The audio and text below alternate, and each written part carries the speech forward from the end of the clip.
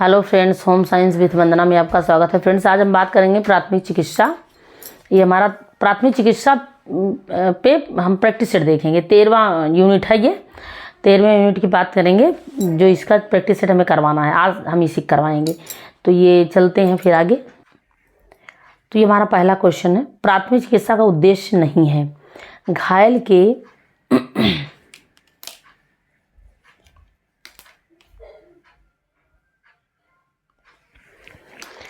प्राथमिक चिकित्सा का उद्देश्य नहीं है घायल के शरीर को गर्म रखना, चोटग्रस्त व्यक्ति के जीवन की सुरक्षा करना, चोटग्रस्त अंगों में शीघ्र संभावित सुधार लाना, रोगी की संकटकालीन अवस्था की ओर बढ़ने न देना। तो यहाँ पे जो इसका आंसर है, प्राथमिक चिकित्सा का उद्देश्य जो नहीं है वो घायल के शरीर को गर्म रखना, ये नहीं है। ये वाला ऑप्शन नहीं है, बाकी सब है। अब हम बात करेंगे दूसरे क्वेश्चन की बात करेंगे। प्राथमिक चिकित्सा की सीमा में भी नहीं आता है। प्राथमिक चिकित्सा के सीमा में भी नहीं आता है घायल की स्थिति को संभालना, आहत की स्थिति को सामान्य बनाए रखने का प्रयास करना, उपलब्ध साधनों को घायल को राहत पहुंचाना, घायल की डॉक्टरी करना। तो यहाँ पे जो ऑप्शन है उपलब्ध साधनों से घायल को राहत पहुंचाना, ये वाला ऑप्शन नहीं पूछा, ये ऑप्शन नहीं है। अब हम बात करेंगे प्राथमिक सहायता का मूलभूत सिद्धांत क्या है। प्राथमिक सहायता का मूलभूत सिद्धांत की अगर हम बारे में बात करें, यहाँ पे जो ऑप्शन है, दुर्घटना के विषय में जानकारी की जाए, उपचार के विषय में निश्चय करना, रोगी को धीरज बंधाना, उपयुक्त सभी। तो यहाँ पे ये मूलभूत सिद्धांत सभी हैं। उसके बाद प्राथमिक चिकित्सा कहते हैं। प्राथमिक चिकित्सा किसे कहते हैं? तो यहाँ पे ऑप्शन में डॉक्टरी चिकित्सा, डॉक्टर के आने के बाद की चिकित्सा, डॉक्टर के आने से पूर्व की चिकित्सा, अस्पताल में की गई चिकित्सा। तो यहाँ पे जो ऑप्शन सही है वो ये वाला ऑप्शन सही है। डॉक्टर के आने से पूर्व की चिकित्सा, इसी को प्राथमिक चिकित्सा कहते हैं। डॉक्टर से आने से पहले जो चिकित्सा दिया जाए वही प्राथमिक चिकित्सा होती है। तो ये ऑप्शन सही है, प्राथमिक चिकित्सा इसे कहते हैं। डॉक्टर के आने से पूर्व या पहले दी जाने वाली चिकित्सा ही प्राथमिक चिकित्सा कहलाती है। 5वें नंबर पर बात करेंगे प्राथमिक चिकित्सा के अनिवार्य गुण। प्राथमिक चिकित्सा के अनिवार्य गुण: सहनशीलता, क्रियाशीलता, तत्परता, क्रूरता। तो यहाँ पे ये है सहनशीलता, ये ऑप्शन सही है। 6ठे नंबर पे बात करते हैं प्राथमिक सहायता में तत्कालीन चिकित्सा से अधिक और कुछ नहीं होना चाहिए। तो यहाँ पे चाहिए या कथन किसका है? एच जे ओटा, टीपीनन, वुडवर्थ, कुप्पुस्वामी। तो यहाँ पे एच जे ओटा का है, ये कथन इनका है। अब हम बात करेंगे प्राथमिक चिकित्सा प्रदान करने का अवसर निम्न में से किसमें नहीं होगा। निम्न में से किसमें नहीं है? प्राथमिक चिकित्सा प्रदान करने का अवसर निम्न में से किसमें नहीं है? हड्डी टूटना, बुखार, मोच आना, बेहोशी।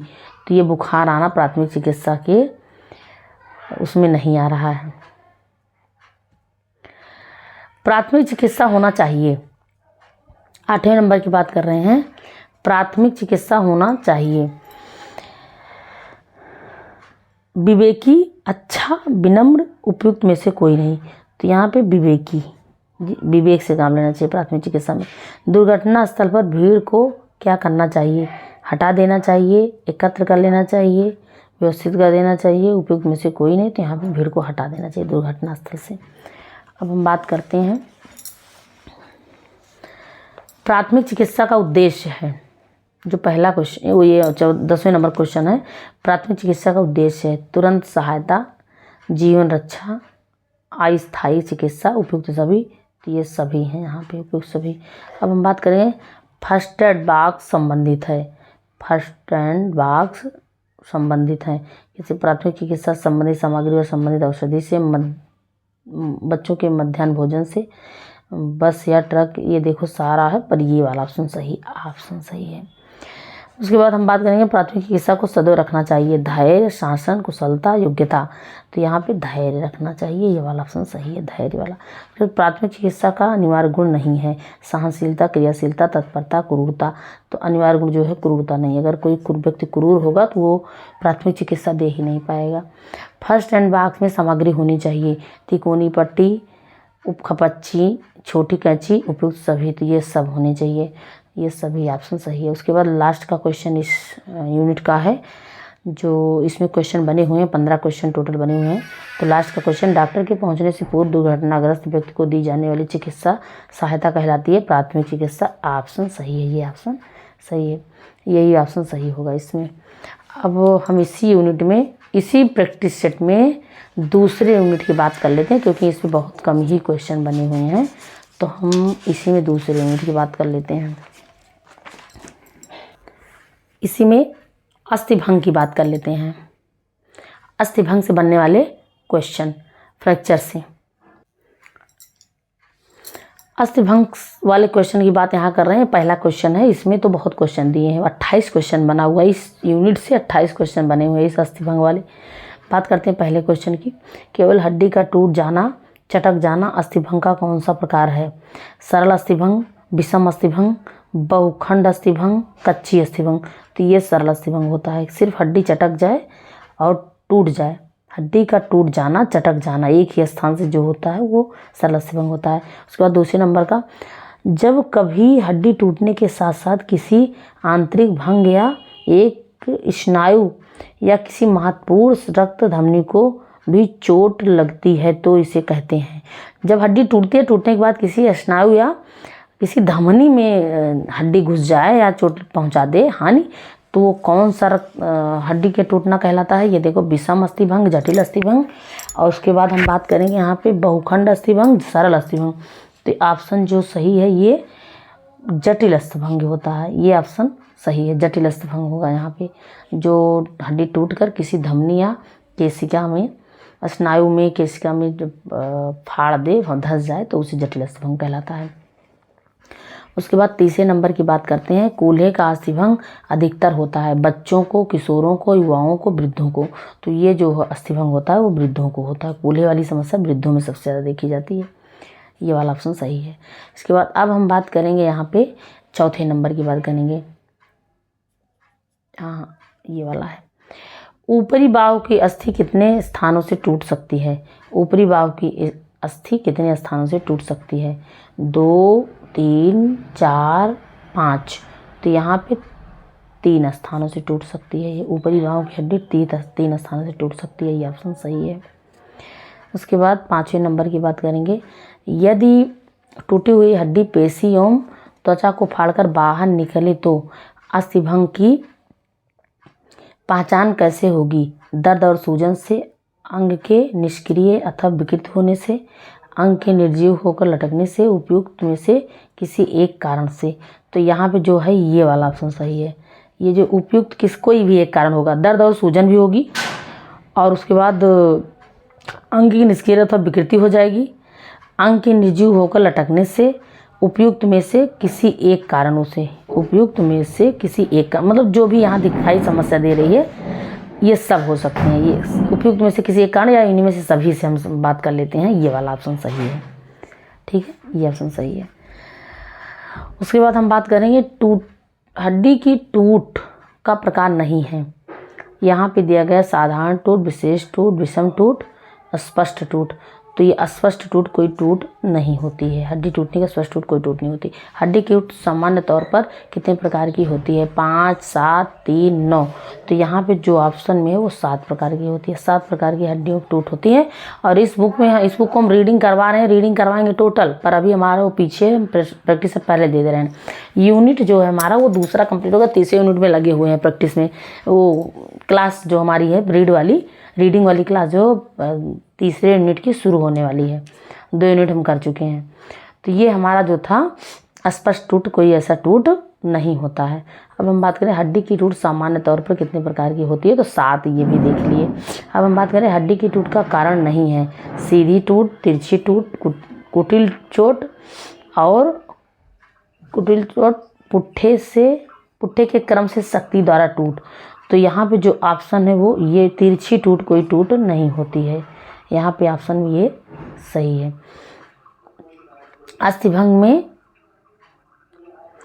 अस्थिभंग में सहायक वस्तु की तरह उपयोग में लाई जाती है। अस्थिभंग में सहायक उपयोग की तरह लाई जाती है खपच्ची, टूर्निकेट, थैली, प्राथमिक उपचार यंत्र। तो यहाँ पे खपच्ची लाई जाती है। जब हड्डी टूटती है तो खपच्ची का प्रयोग किया जाता है। अब हम बात करेंगे जोड़ उतरने का लक्षण है। 10वें पॉइंट पे जोड़ उतरने का लक्षण है पीड़ा, अंग का अशक्त होना और अंग का बिडौल होना, उपयुक्त सभी। तो यहाँ उपयुक्त सभी होते हैं।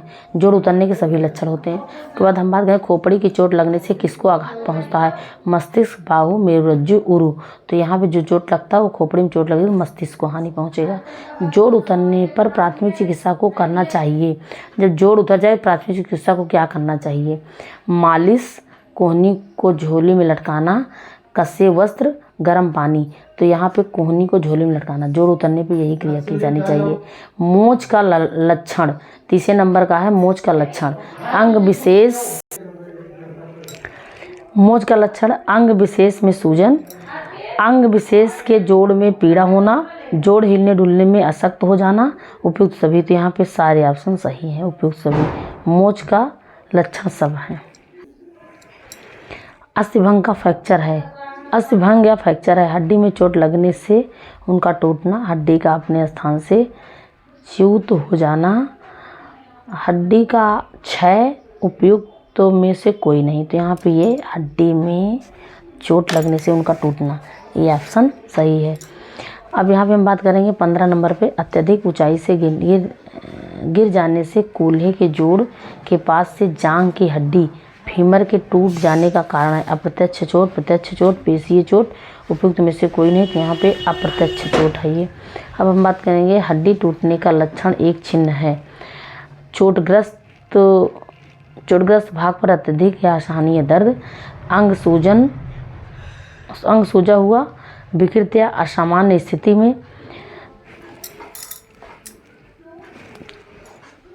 चोटग्रस्त अंग हिल डुल नहीं सकता, उपयुक्त सभी। तो ये उपयुक्त सभी हैं। हड्डी टूटने का लक्षण सभी। उसके बाद 17 टूटे हुए अंगों को समीपस्थ अंग को खपच्ची द्वारा सहारा देकर स्थिर रखा जाए। प्रभावित अंग पर सख्त पट्टी बांधें। प्रभावित अंग पर पट्टी की गांठ क्षतिग्रस्त स्थान के दिशा में बांधें, उपयुक्त में से कोई नहीं। तो ये ऑप्शन जो है ये वाला सही है।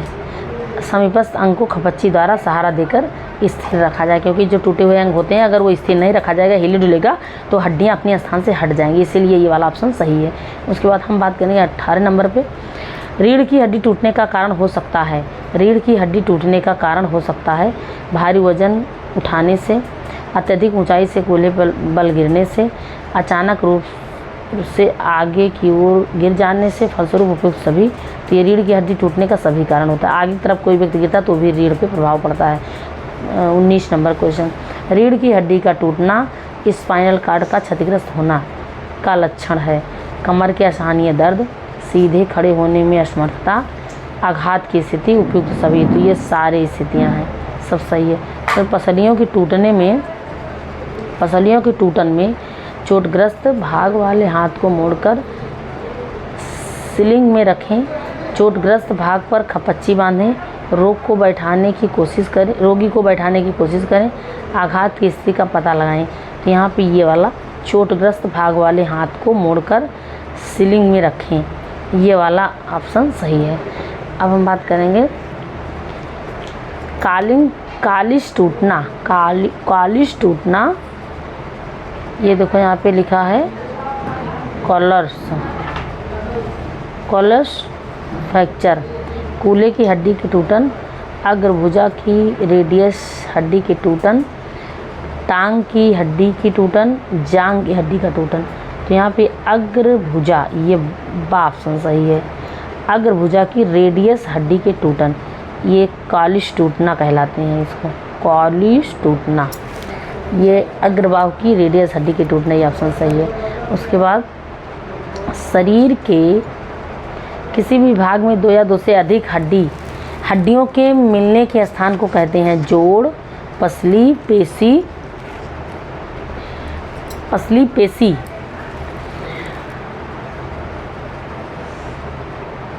अस्थिबंधन। तो यहाँ पे जो ऑप्शन सही है जोड़ कहलाता है। जहाँ पे 2 या 2 से अधिक हड्डियाँ मिलती हों उसको जोड़ कहते हैं। बाल एवं सॉकेट जॉइंट का उदाहरण है। बाल एंड सॉकेट जॉइंट का उदाहरण है क्या है? कंधा एवं कूल्हे के जोड़, उसके बाद कोहनी एवं टखने के जोड़, पसलियों एवं रीढ़ की हड्डियों के जोड़, खोपड़ी एवं विभिन्न हड्डियों के जोड़। तो यहाँ पे जो ऑप्शन सही है वो ये ऑप्शन सही है, कंधे एवं कूल्हे के जोड़। ये बाल एंड सॉकेट जॉइंट के उदाहरण है, यही ऑप्शन सही है। अब हम यहाँ पे बात करेंगे कब्जे नुमा।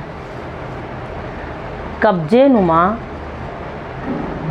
का उदाहरण है कंधे एवं कूल्हे का जोड़, कोहनी एवं टखने का जोड़, पसली एवं रीढ़ का जोड़, खोपड़ी। तो ये ऑप्शन सही है, बी ऑप्शन, कोहनी एवं टखने का जोड़। तो फिसलने वाले का उदाहरण है, फिसलने वाले का उदाहरण पसलियों एवं रीढ़ की हड्डियों के जोड़, खोपड़ी एवं विभिन्न। तो खोपड़ी फिसलती नहीं है। कंधे एवं कूल्हे के जोड़, तो कोहनी एवं टखने का जोड़। तो ये वाला है फिसलने वाले का उदाहरण, ये ऑप्शन यही सही है। उसके बाद हम बात करेंगे अगतिशील जोड़ का उदाहरण है पसलियों एवं रीढ़ की जोड़, जो जिसमें कोई गति नहीं, जिस जोड़ में कोई गति नहीं होती खोपड़ी होगी। ये देखो साफ साफ यहाँ है। जिस जोड़ में, इसको बोलते हैं अचल हड्डियाँ, खोपड़ी की विभिन्न हड्डियों के जोड़। ये क्या होता है? अगतिशील जोड़ होता है। ये आपको अचल हड्डियाँ भी बोला जा सकता है। अचल हड्डियाँ कहाँ पाई जाती हैं? खोपड़ी में पाई जाती हैं, इसको आप जानते रहिए। अब हम बात करें मोच का कारण। मोच के कारण की बात करेंगे। जोड़ के अस्थिबंधन, मोच का कारण बात करेंगे। जोड़ के अस्थिबंधन या आसपास के ऊतकों में टूटन फटन या चोट, हड्डियों के जोड़ के स्थान पर कोई भी एक हड्डी अपने स्थान से खिसकना, पेशियों के टेंडनों की एक प्रकार की चोट, उपयुक्त सभी। तो ये ऑप्शन जो है ये आ ऑप्शन है, यही ऑप्शन सही है। जोड़ के अस्थिबंधन या आसपास के ऊतकों में टूटन फटन, यही मोच का आना कहलाता है। जो अस्थिबंधन होते हैं वही टूट फट जाते हैं, तो इसी से मोच जैसी समस्या बनती है। और फिर यही मेंटेन हो जाता है तो मोच वाली समस्या दूर हो जाती है, ये मेंटेन हो जाता है। अब हम यहाँ पे बात करेंगे जो हमारा 27 नंबर 2 क्वेश्चन बचे हम देख लेते हैं। 27 नंबर जो क्वेश्चन है पेशीय खिंचाव का कारण। पेशीय खिंचाव का कारण जोड़ के अस्थिबंधन या आसपास के ऊतकों में टूटन फटन या जोड़, ये जो पेशीय खिंचाव का कारण है जोड़ के अस्थिबंधन या आसपास के ये होता है। उसके बाद हड्डियों के जोड़ के स्थान पर कोई भी एक हड्डी अपने स्थान से खिसकना। अब यहाँ पे सा ऑप्शन जो दिया है पेशियों के टेंडनों की एक प्रकार की चोट, यही कहलाता है पेशियों का खिंचाव। जो पेशियों के टेंडनों की एक प्रकार की चोट होती है पेशियों खिंचाव कहलाता है, यही ऑप्शन सही है, ये वाला ऑप्शन सही है, सी ऑप्शन। उसके बाद बात करेंगे हड्डियों के जोड़ों का खिसकना। लास्ट का क्वेश्चन है ये हमारे प्रैक्टिस सेट का लास्ट का क्वेश्चन है। तो हड्डियों के जोड़ों का खिसकना है ऑप्शन, हड्डियों के जोड़ के स्थान पर एक हड्डी का अपनी सामान्य स्थिति से खिसक जाना, हड्डियों के जोड़ के स्थान पर कोई भी एक हड्डी अपने स्थान से खिसकना, पेशियों के टेंडनों की एक प्रकार की चोट, उपयुक्त सभी। तो यहाँ पे जो हड्डियों के जोड़ का खिसकना दिया गया है वो ये ऑप्शन सही है, ये वाला ऑप्शन सही है। हड्डियों के जोड़ के स्थान पर एक हड्डी का अपनी सामान्य स्थिति से खिसक जाना, यही होता है हड्डियों के जोड़ का खिसकना। तो ये ऑप्शन सही है। और फ्रेंड्स इतने ही क्वेश्चन थे, 28 क्वेश्चन थे इसमें और 15 क्वेश्चन उसमें थे। तो कहने का मेरा मतलब है कि ये जो है आपका इतने ही इसमें थे। तो अब जो भी बनने वाला है 1-2 यूनिट बच रहा है, उसमें एक क्लास और लगा देंगे प्रैक्टिस सेट, हमारा कंप्लीट हो जाएगा। तो फ्रेंड्स इतने ही इंपॉर्टेंट क्वेश्चन पाने के लिए हमारे चैनल को सब्सक्राइब कीजिएगा, वीडियो को लाइक कीजिएगा। धन्यवाद फ्रेंड्स।